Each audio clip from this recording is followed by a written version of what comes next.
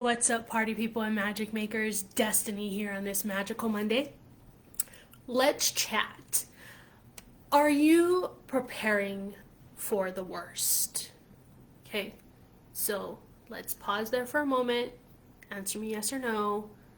Breathe. Let's really check in on this. What would happen if Trump won tomorrow? Okay, check in. What just happened in your body? What did you do?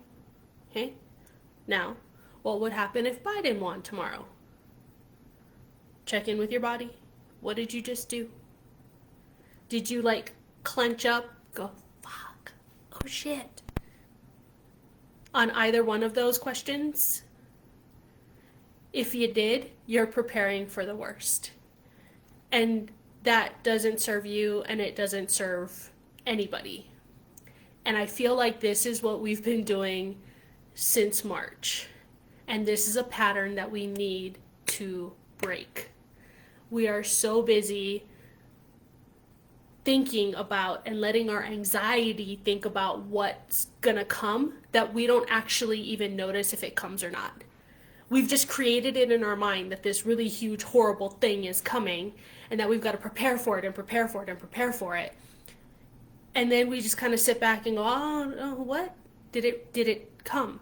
Sometimes yes, and so great. Most of the times, no. I just saw a post about are we really going to have Halloween, a full moon, daylight savings time, election, and a civil war all in the same week? Did the Civil War happen? That's anxiety playing with us. That's anxiety telling us what we should be thinking. That's not us thinking for ourselves. That's letting freaking anxiety run us. And it is annoying as all hell because we don't need to do that. We're trained to do it. We are taught to do it. Prepare for the worst. Hope for the best. How long have we heard that one? For a really, really long time.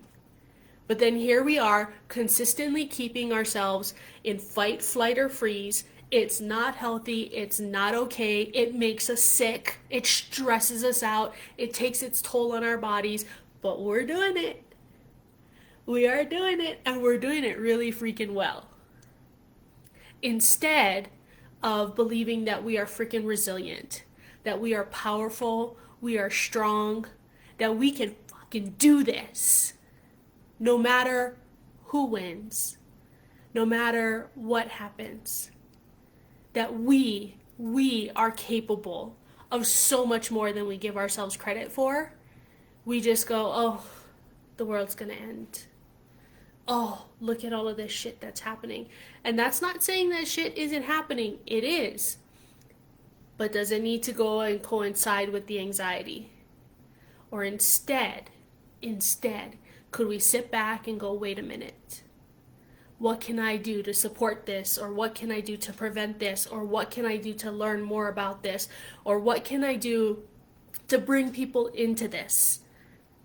Oh no, we're gonna let the anxiety go and put shit out on social media and blast it everywhere in the hopes that somebody else will agree with us because we've got to be right about this.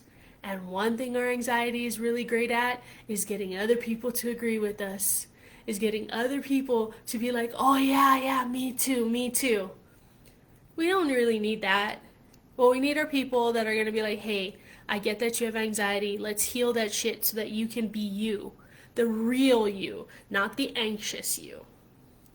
And yet here we are, a day away from the elections, people talking about a civil war, and it hasn't even happened yet. It hasn't even happened yet. This is all anxiety just playing its lovely little game, and we're buying into it, and we're letting it happen. And that's fucking bullshit. It needs to stop. We get to stop that. We do. And you know how? By figuring out where the hell we got anxiety from in the first place. Go back and look at that. We were not born with anxiety. Nope. If you have kids around, if you even like a niece or a nephew, or like you see somebody else with a kid doesn't have anxiety, they are taught that shit. Where'd you learn it from? Who taught it to you? It's not even yours. How's that one? You're living someone else's anxiety that's now running your thoughts on something that hasn't even happened yet. Could it happen? Maybe. Hasn't happened yet though. And we're basing our lives around that. Instead of knowing, man, look at what we've done. Look at what we've accomplished. Yeah, we've got more to go. Sure, as we learn more, we get to do more, we get to change more, we get to have more. Sure, there's more to do. But look at how far we've come as human beings, as Americans, as indigenous people.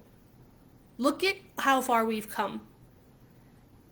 And man, if we can do that, we are badass. We are powerful. I mean, that in and of itself should scare the shit out of everybody else to know that about us. Not that we're anxious or that we can buy into things easily just because we're afraid. That's not us, people. We are more than that. We're a hell of a lot more than that, even when it doesn't feel like it. Remember you, the you that wasn't anxious, the you that wasn't scared, the you that could just like fly. That's what we're looking for. That's what we need more of. So I want to know from you, how are you going to fly this week amongst all of the stuff that's going to happen and that's going to go on, right? All of the stuff that the anxiety is creating for us. How are you going to fly? Because you deserve to fly. And that's where the fun is. That's where the good stuff is. How are you going to fly? Comment below. Let me know. All right? And until next week, peace.